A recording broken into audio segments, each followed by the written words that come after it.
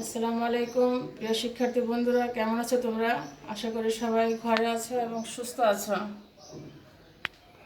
পরিস্থিতি যাই হোক না কেন, আমরা সবাই এবার জেএসসি পরীক্ষার্থী এবং আমাদের পরীক্ষা অংশগ্রহণ করতে হবে। এভাবে আমরা বাসায় যতদিন থাকি আমরা বেশি বেশি পড়াশোনা করব এবং অনলাইনে যে ক্লাসগুলো হয়েছে সেগুলো আমরা প্রতিদিন নিয়মিত দেখব মনোযোগ সহকারে। আজকে আমরা অধ্যায় 4-এর উদ্ভিদের বংশ বৃদ্ধির পাঠ 7 থেকে 10 পর্যন্ত আমরা শিখব। এর আগের ক্লাসে তোমরা পাঠ 1 থেকে 6 পর্যন্ত শিখেছ। আশা করি সবার পাঠটাই মনে আছে। এই পাঠ থেকে আমরা যে অংশগুলো শিখব, দেখো আমরা কী কী জানতে পারবো। নিষিক্তকরণ এবং ফলের উৎপত্তি সম্পর্কে আমরা জানতে পারবো। ফলের প্রকারভেদ অর্থাৎ সরল, যৌগিক, গুচ্ছ ফল সম্পর্কে জানতে পারবো। বীজের গঠন এবং অঙ্কুরোদ্গম সম্পর্কে জানতে পারবো। বোর্ডে এই পাঠ থেকে যে জ্ঞানমূলক এবং অনুধাবনমূলক প্রশ্নগুলো হয় সে সম্পর্কে আমরা জানতে পারবো এবং এই অধ্যায় সৃজনশীল এবং অতিরিক্ত সৃজনশীল সম্পর্কে জানতে পারবো। যদিও বইয়ের সৃজনশীলগুলো পরীক্ষাতে আসে না, তারপর দেখা যায় যে বইয়ের সৃজনশীলের আঙ্গিকে এই অধ্যায়ের কোশ্চেনগুলো হয়ে থাকে। এই জন্য আমরা আজকে বইয়ের সৃজনশীলের অংশটা পড়বো, এরপর আমরা অতিরিক্ত সৃজনশীলও পড়বো। তাহলে আমরা প্রথমে শুরু করব নিষিক্তকরণ এবং ফলের উৎপত্তি কিভাবে হয় সে সম্পর্কে। আমরা চিত্রের মাধ্যমে আমরা একটু বোঝার এবং জানার চেষ্টা করি। দেখো, এটা একটা ফুলের একটা অংশ। তোমরা গত ক্লাসে ফুলের 4টা স্তবকের কথা বলেছ। স্তবক 4টি: বৃতি, দল, পুংস্তবক এবং স্ত্রী স্তবক। এটা হচ্ছে স্ত্রী স্তবকের একটা অংশ, স্ত্রী স্তবকের সম্পূর্ণ অংশ। একটা স্ত্রী স্তবকের 3টা অংশ থাকে, এটার নাম গর্ভমুণ্ড, এটা গর্ভদণ্ড, এটা গর্ভাশয়। প্রিয় বন্ধুরা, তোমরা কিন্তু চিত্রগুলো খুব ভালো করে আঁকা শিখবে। তাহলে কি বললাম? এটা গর্ভমুণ্ড, এটা গর্ভদণ্ড, এটা হচ্ছে গর্ভাশয়। এখানে গর্ভাশয়ের অংশটাকে এখানে আরেকটু বড় করে দেখানো হয়েছে। এই কোশ্চেনটা 3-এর প্রশ্নে ম্যাক্সিমাম আসে। তোমরা চিত্র আঁকা অংশগুলো ভালো করে শেখা, তোমরা ভালো করে আঁকা শিখবে এবং অংশগুলো কী কী আছে সেগুলো তোমরা দেখবে। আচ্ছা, আমরা এখন নিষিক্তকরণ প্রক্রিয়াটি কী সে সম্পর্কে আমরা জানার যদি সবাই খুব মনোযোগী হও। এই অংশটা একটু কঠিন একটা অংশ এবং প্রথমে মনোযোগ দিয়ে না শুনলে তোমরা কিন্তু এটা শিখতে পারবে না। নিষিক্তকরণ কি? জননকোষ সৃষ্টির পূর্ব শর্ত হচ্ছে নিষিক্তকরণ। জননকোষ কি? যে কোষগুলো বংশবিস্তারে অংশগ্রহণ করে সে কোষগুলোকে বলা হয় জননকোষ বা গ্যামেট। জননকোষ 2 রকমের হয়, পুংজননকোষ এবং স্ত্রী জননকোষ। একটা ফুলের অত্যাবশ্যকীয় অংশ হচ্ছে একটা পুংস্তবক এবং স্ত্রীস্তবক। পুংস্তবকে কি থাকে? পুংস্তবকে থাকে পরাগরেণু। কোনো না কোনো মাধ্যমে সে পরাগরেণুগুলো গর্ভমুণ্ডে এসে পড়ে। কী কী মাধ্যমে পড়ে তোমরা গত ক্লাসে জেনেছো? 4টা মাধ্যম। বায়ু মাধ্যমে এসে পড়তে পারে, পতঙ্গের মাধ্যমে এসে পড়তে পারে, ছোট ছোট প্রাণীর মাধ্যমে এসে পড়তে পারে এবং পানিতে যেসব উদ্ভিদগুলো জন্মে তাদের পরাগায়ন হয় পানির মাধ্যমে। যেভাবেই হোক না কেন, পরাগরেণু কোথায় এসে স্থানান্তরিত হবে? গর্ভমুণ্ডে এসে স্থানান্তরিত হবে। এখানে এক প্রকার রস থাকে, সে রস শুষে নিয়ে এই পরাগরেণুগুলো ফুলে ওঠে এবং একটা নালিকা বের হয়ে আসে, এটার নাম হচ্ছে পরাগনালী। দেখছো? বের হয়ে আসে। এখানে অসংখ্য পরাগরেণু থেকে 2টি পুংগ্যামেটের সৃষ্টি হয়ে এই পরাগনালীর মধ্যে প্রবেশ করে এবং এগুলো পরাগনালী বেয়ে ডিম্বকে এসে মুক্ত হয়। এখানে থাকে ভ্রূণথলি। ভ্রূণথলির মধ্যে কি থাকে? অসংখ্য ডিম্বাণু। এই পুংগ্যামেটের 2টি এসে একটি মিলিত হয় স্ত্রী গ্যামেটের সঙ্গে, আরেকটি মিলিত হয় গৌণ নিউক্লিয়াসের সঙ্গে। বন্ধুরা, তোমরা কি পুরো প্রক্রিয়াটি ভালো করে দেখতে পেয়েছ? এর মধ্যে স্ত্রী গ্যামেটের সঙ্গে মিলে তৈরি করে ফল এবং গৌণ নিউক্লিয়াসের সাথে মিলে তৈরি করে শস্যকণা।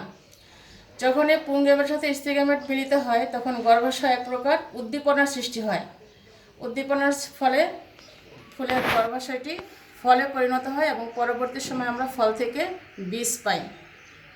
তাহলে আমরা ফল তৈরির প্রক্রিয়াটি আমরা জানলাম। কোন প্রক্রিয়ার মাধ্যমে হয়? নিষিক্তকরণ প্রক্রিয়ার মাধ্যমে ফল তৈরির প্রক্রিয়াটি সংঘটিত হয়। চিত্রটা দেখো তোমরা।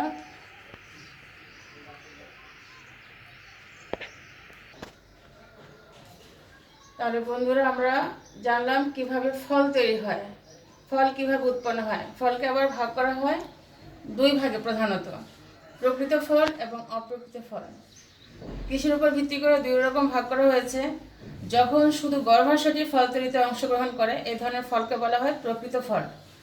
আর যখন একটা ফুলের অন্য অন্য অংশগুলো ফল তৈরিতে অংশগ্রহণ করে তখন তাকে বলা হয় অপ্রকৃত ফল। বন্ধুরা, তোমরা কি বুঝতে পেরেছো? তাহলে একটা ফুলের অংশ থাকে, স্তবক থাকে 4টা। অনেক সময় শুধু গর্ভাশয়ে ফল তৈরিতে অংশগ্রহণ করে তখন ওই ধরনের ফলগুলোকে বলা হয় প্রকৃত ফল।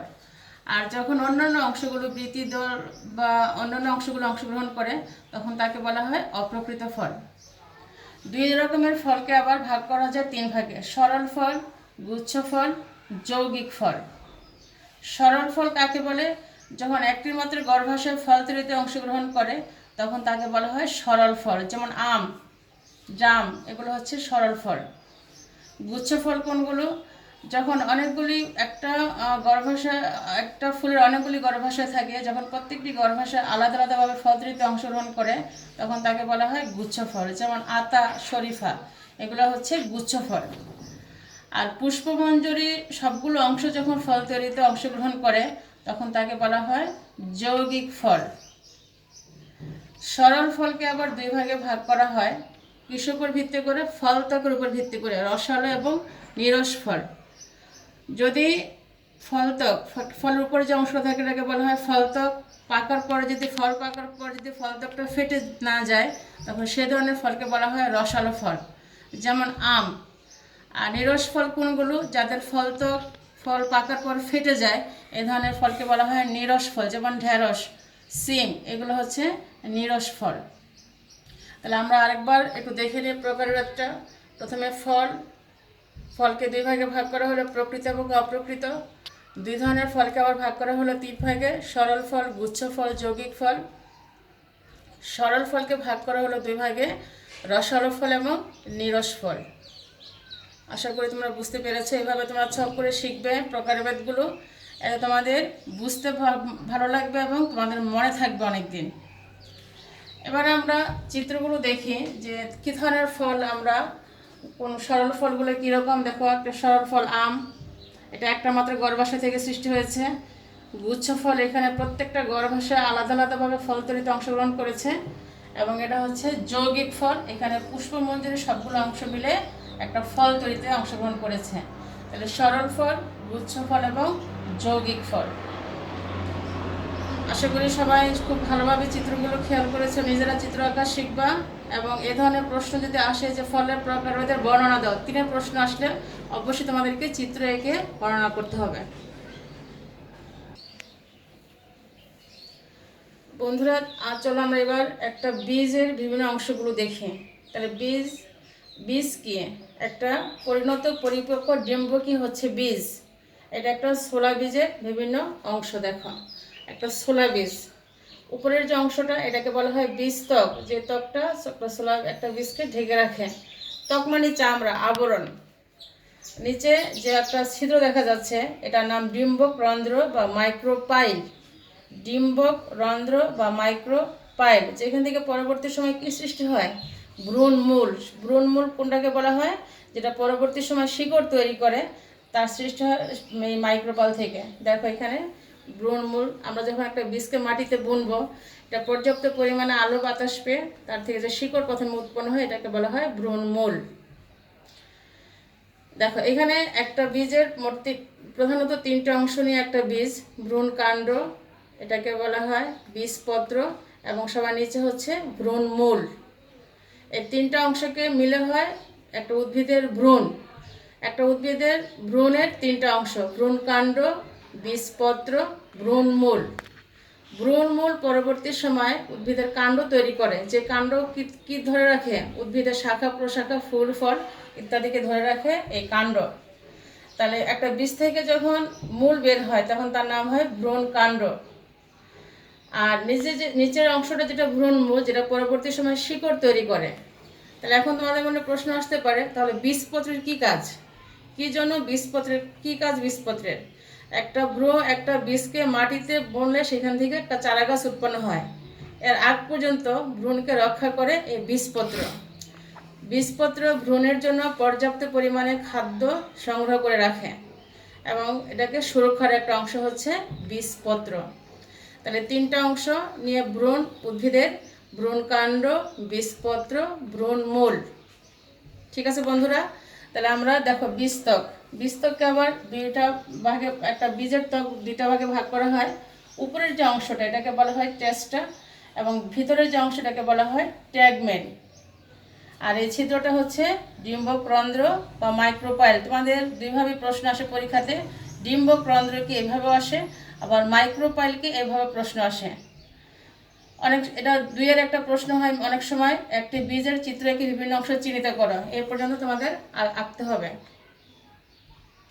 সবাইকে ভালো করে দেখেছো চিত্রটা? এটা প্রথম অংশ, এটা দ্বিতীয় এবং এটা তৃতীয় অংশ। তাহলে এটা একটা বীজের বিভিন্ন অংশ। তাহলে বীজ থেকে চারা গাছ বের হয়। কখন সেটা বের হয়? একটা বীজকে যখন আমরা মাটিতে বুনবো, পর্যাপ্ত পরিমাণে আলো বাতাস পানি যখন পাবে, তখন সেখান থেকে যে চারা গাছ বের হয়, এই চারা গাছ বের হওয়ার প্রক্রিয়াটাকে বলা হয় অঙ্কুরোদ্গম। চারা গাছ বের হওয়ার প্রক্রিয়াটাকে বলা হয় অঙ্কুরোদ্গম। দেখো, তাহলে একটা বীজকে যখন আমরা মাটিতে বুনবো, সেখান থেকে শিশু উদ্ভিদ বা চারা গাছ বের হওয়ার যে প্রক্রিয়া, এটাকে বলা হয় অঙ্কুরোদ্গম। অঙ্কুরোদ্গমকে আবার দুই ভাগে ভাগ করা যায়। কার উপর ভিত্তি করে? বীজপত্রের উপর ভিত্তি করে। বীজপত্রের উপর ভিত্তি করে আবার অঙ্কুরোদ্গমকে দুই ভাগে ভাগ করা যায়: মৃদগত অঙ্কুরোদ্গম, মৃদভেদী অঙ্কুরোদ্গম। কেন না মৃদগত হলো, কেন এর নাম মৃদভেদী হলো? দেখো, ছোলা বা ধান এ ধরনের বীজের যদি আমরা মাটিতে বুনি, পর্যাপ্ত পরিমাণে আলো বাতাস পাওয়ার পরে বীজপত্রটা মাটির নিচে রয়ে যায়, শুধু ভ্রূণকাণ্ড মাটি ভেদ করে উপরের দিকে উঠে আসে। আরেকবার বলি বন্ধুরা, মৃদগত মাটির নিচে রয়ে যায় বীজপত্র, শুধু ভ্রূণকাণ্ড মাটি ভেদ করে উপর দিকে উঠে আসে। এই জন্য এই প্রক্রিয়াটার নাম দেওয়া হয়েছে মৃদগত অঙ্কুরোদ্গম। আমরা একটু চিত্রের মাধ্যমে দেখি। দেখো, একটা ছোলা বীজ দেখছো, এখানে ছোলা বীজ, এটাকে মাটিতে বোনা হয়েছে। দেখো, ভ্রূণকাণ্ডটা মাটি ভেদ করে উপরের দিকে উঠে আসছে, কিন্তু বীজপত্র মাটির নিচেই রয়ে গেছে। বীজপত্র মাটির নিচে রয়ে গেছে এবং দেখো এখান থেকে একটা ভ্রূণমূল বের হয়ে আসছে। ভ্রূণকাণ্ডটা মাটি ভেদ করে উপরে উঠে আসছে, বীজপত্রটা মাটির নিচেই রয়ে গেছে এবং অবশ্যই মূল অবশ্যই উদ্ভিদে লাগবে উদ্ভিদকে বৃদ্ধির জন্য। এখানে দেখো বীজপত্র মাটির নিচে, ভ্রূণকাণ্ডটা উপরের দিকে উঠে আসতেছে। ভ্রূণকাণ্ড, এটাকে বলা হয় বীজপত্রাব, বীজপত্রাধিকাণ্ড। তাহলে এইভাবে বীজপত্র যখন মাটির নিচে রয়ে যায়, এই ধরনের অঙ্কুরোদ্গমকে বলা হয় মৃদগত অঙ্কুরোদ্গম। তাহলে কোন কোন উদ্ভিদের হয়? ছোলা, ধান ইত্যাদি উদ্ভিদের মৃদগত অঙ্কুরোদ্গম দেখা যায়। আরেকটা হচ্ছে মৃদভেদী অঙ্কুরোদ্গম। ভেদী মানে যেটা মাটি ভেদ করে উপর দিকে উঠে আসে। কি উঠে আসে? বীজপত্র। বীজপত্র যখন মাটি ভেদ করে ভ্রূণকাণ্ডের সাথে উপরে উঠে আসে, তখন তাকে বলা হয় মৃদভেদী অঙ্কুরোদ্গম। কী কী উদ্ভিদের ঘটে? কুমড়া, তেঁতুল এই ধরনের উদ্ভিদে সাধারণত এই ধরনের অঙ্কুরোদ্গম দেখা যায়। আমরা চিত্রের মাধ্যমে দেখি। দেখো, মৃদভেদী অঙ্কুরোদ্গম, একটা তেঁতুলের বীজ দেখছো, এখানে তেঁতুলের বীজের দেখো শুধু ভ্রূণ মূলটা নিচে রয়ে গেছে, বীজপত্রটা মাটি থেকে উপরের দিকে উঠে আসছে মাটি ভেদ করে। এই দেখো মাটি ভেদ করে উপরের দিকে উঠে আসছে, এটাকে বলা হয় বীজপত্রাধিকাণ্ড, এটাকে বলা হয় বীজপত্রাবকাণ্ড। এবং শুধুমাত্র ভ্রূণ মূলটা একসময় শিকড়ে পরিণত হয় এবং উপরে দেখো বীজপত্র দুইটা সহ ভ্রূণকাণ্ডটা মাটি ভেদ করে উপরে উঠে আসে। এই জন্য এটার নাম হয়েছে মৃদভেদী অঙ্কুরোদ্গম। তাহলে আমরা মৃদগত এবং মৃদভেদী অঙ্কুরোদ্গম সম্পর্কে আমরা জানলাম। তাহলে কার উপর ভিত্তি করে তো এটা করা হয়েছে? বীজপত্রের উপর ভিত্তি করে। বীজপত্র, যদি বীজপত্র ভ্রূণকাণ্ডের সাথে মাটি ভেদ করে উপর দিকে উঠে আসে, এটা হচ্ছে মৃদভেদী। আর যদি বীজপত্র মাটির নিচে রয়ে যায় ভ্রূণ মূলের সঙ্গে, তখন তার নাম হয় মৃদগত অঙ্কুরোদ্গম। তাহলে তোমাদেরকে চিত্র ভালো করে আঁকা শিখতে হবে। দেখো, এই অংশে অনেকগুলো চিত্র আমরা দেখলাম। তোমাদেরকে মৃদগত অঙ্কুরোদ্গম এবং মৃদভেদী অঙ্কুরোদ্গমের চিত্র সুন্দর করে আঁকা শিখতে হবে। বন্ধুরা, এবার সবাই খাতা কলম নিয়ে রেডি হও এবং প্রত্যেকটা প্রশ্ন লিখবে। এই পাঠ থেকে যে ধরনের জ্ঞানমূলক এবং অনুধাবনমূলক প্রশ্নগুলো আসে, আচ্ছা তোমরা সেগুলো এখন খাতায় লিখবে এবং উত্তর লেখার জন্য জায়গা ফাঁকা রাখবা। দেখো কী ধরনের প্রশ্ন আসে, সবাই খাতায় লিখবে, সুন্দর করে লিখবে। নিষিক্তকরণের পূর্ব শর্ত কী? প্রথমে জ্ঞানমূলক প্রশ্নগুলো বলতেছি, এই অংশ থেকে যে ধরনের জ্ঞানমূলক অংশ আসে। নিষিক্তকরণের পূর্ব শর্ত কী? আশা করি লেখা হয়েছে। পরাগায়নের ফলে পরাগরেণু কোথায় স্থানান্তরিত হয়? আমি আবার বলি, পরাগায়নের ফলে পরাগরেণু কোথায় স্থানান্তরিত হয়? পরাগায়নের ফলে পরাগরেণু কোথায় স্থানান্তরিত হয়? পরাগনালী কি? সরল ফল কত প্রকার? মাইক্রোপাইল কাকে বলে? মাইক্রোপাইল কাকে বলে? তোমাদের মনে আছে নিশ্চয়ই, মাইক্রোপাইলের একটা শব্দ আমরা কি পড়েছি? ডিম্বক রন্ধ্র। টেস্টটা কি? ট্যাগম্যান কাকে বলে? সবাই কি লিখছো? কুমড়া বীজে কি ধরনের অঙ্কুরোদ্গম হয়? কুমড়া বীজে কি ধরনের অঙ্কুরোদ্গম হয়?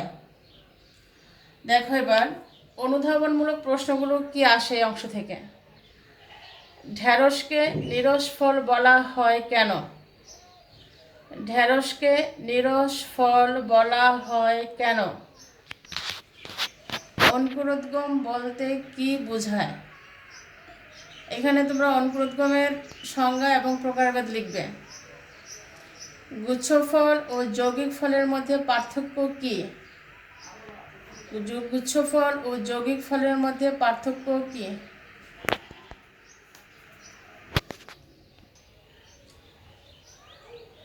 প্রথমটা কি লিখছো তোমরা? ঢেঁড়সকে নিরস ফল বলা হয় কেন? অঙ্কুরোদ্গম বলতে কি বোঝায়? গুচ্ছফল ও যৌগিক ফলের মধ্যে পার্থক্য কি? একটি বীজের চিহ্নিত চিত্র আঁকো। এখানে তোমাদেরকে একটু আগে যেটা দেখানো হলো, তিনটা অংশ, একটা বীজের তিনটা অংশ এঁকে দেখাবে। মৃদগত ও মৃদভেদী অঙ্কুরোদ্গমের মধ্যে পার্থক্য কি কি? মৃদগত ও মৃদভেদী অঙ্কুরোদ্গমের মধ্যে পার্থক্য কি কি?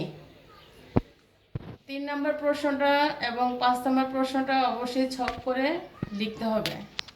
গুচ্ছফল এবং যৌগিক ফলের মধ্যে পার্থক্য কি? মৃদগত এবং মৃদভেদী অঙ্কুরোদ্গমের মধ্যে পার্থক্য কি কি? তোমরা অনুধাবনমূলক প্রশ্ন অনেকে লিখতে গেলে কীভাবে লিখতে হবে বুঝতে পারো না। ঢেঁড়সকে নিরস ফল বলা হয় কেন?